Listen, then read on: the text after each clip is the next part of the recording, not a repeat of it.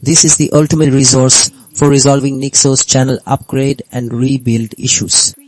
After personally encountering these exact challenges and meticulously testing numerous approaches, I've identified several reliable strategies that consistently deliver results, and I'm eager to share these proven solutions with you right now. Our first method focuses on addressing common channel problems, which often arise from outdated or corrupted source definitions by updating your NixOS channels, cleaning up system garbage, and removing old generations. You ensure your system has the freshest, most conflict-free data to work with, preventing many upgrade headaches before they even begin. Next, we tackle specific rebuild errors.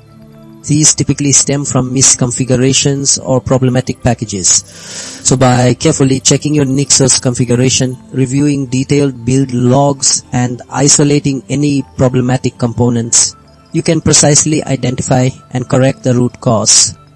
Reverting to a previous generation offers a quick return to a working state, while pruning the build cache clears out any stale or corrupted artifacts interfering with new builds. Our third approach involves advanced channel troubleshooting, which directly manipulates your channel definitions and IXP8H. Correcting an incorrect channel URL or manually reading official channels ensures your system is pointing to valid, accessible NixOS repositories, often resolving persistent synchronization failures that simpler updates can't fix. Finally, we explore system-wide workarounds.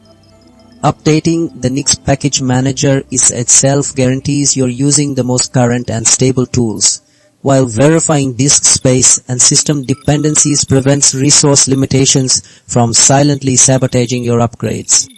Reviewing comprehensive system logs provides crucial diagnostic information, uncovering deeper environmental issues that might be hindering successful NixOS operations.